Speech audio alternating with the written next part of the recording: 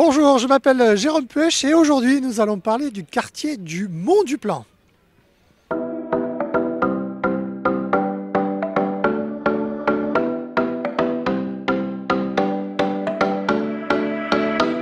Alors nous allons aborder trois aspects du quartier du Mont-du-Plan.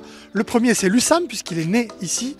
Le second, le château Sillol, c'est un EHPAD qui a une vue magnifique. Et enfin nous irons voir une école unique en son genre. Il s'agit de la Calandreta.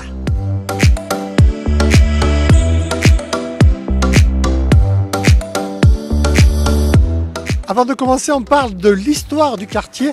L'historien Ménard nous apprend dans son livre L'histoire de Nîmes que le prieur de Saint-Baudile va donner un cimetière aux Juifs au XIVe siècle et que ces mêmes Juifs vont payer une redevance en poivre. Mais ce qui caractérise le plus le quartier du Mont-du-Plan, ce sont ces moulins à vent. D'ailleurs, on appelle le quartier la colline aux moulins à vent et je vous propose d'en regarder quelques-uns.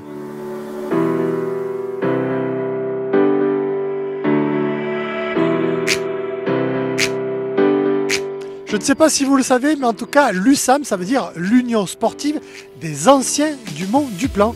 Donc l'USAM, le club de handball que vous connaissez peut-être, est né ici dans les années 60. Et j'ai demandé à Raymond Legrand pourquoi ce club sportif est né ici, sur ce quartier. L'USAM est né au collège du Mont-du-Plan parce qu'il y avait des professeurs d'éducation physique qui travaillaient là et qui ont recruté sur place. Et puis à travers la ville, quoi, ça s'est su assez rapidement. C'est l'époque vraiment la première équipe valable pour l'USAM. C'est Alain Jourdan, Michel Escalier, Patrice Localetti, Roudil, Courbier, après qui est arrivé dans les gènes avec Alain Porte.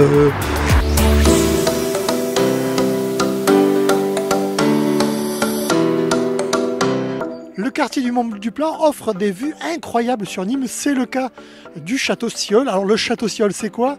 C'est un EHPAD, une maison de retraite, une structure qui accueille des enfants, des familles et aussi deux crèches. Et je suis allé interviewer un directeur heureux de pouvoir travailler ici. Le site du Mont-du-Plan, c'est le site du château Sillol aussi, hein, un superbe site que tout le monde a envie, qui côtoie les sommets avec la Tourmagne. D'ailleurs, on doit être au même niveau en termes d'altitude. Un site qui est arboré, proche de la ville de Nîmes, tout en ayant un espace arboré avec un climat exceptionnel. Je crois qu'on pourrait dire qu'il y a même un microclimat au château Sillol pour faire un peu râler ceux qui habitent en ville. Pour les férus d'histoire, sachez que l'association qui gère le château Sillol date de 1848. C'est une association protestante bien connue des Nîmois. À présent, je vous propose d'aller rejoindre l'école de la Calandreta et un parent d'élève, François. Je lui ai demandé pourquoi il avait inscrit sa fille dans cette école particulière. C'est parti. Une première chose intéressante, qu'elle apprenne ce bilinguisme qui pourra lui servir plus tard pour apprendre tout un tas d'autres langues. La deuxième raison, c'est bien la pédagogie de cette école-là, c'est-à-dire c'est des écoles qui appliquent la pédagogie freinée, la pédagogie coopérative et active, c'est-à-dire que les enfants travaillent en coopération les uns avec les autres. C'est des pédagogies qui sont mixées aussi à des pédagogies institutionnelles où on va prendre soin de l'institution dans laquelle on est. Donc ça, c'était quelque chose qui me semblait extrêmement intéressant.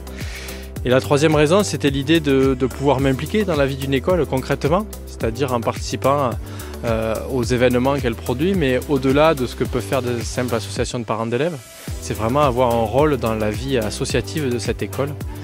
La vie associative de cet établissement est très riche puisque les parents d'élèves organisent régulièrement des vides-greniers, des concerts et un grand événement qui s'appelle Total Festum. Notez-le sur votre agenda, il aura lieu le 1er juillet sur ce terrain. C'est une fête dédiée aux langues régionales.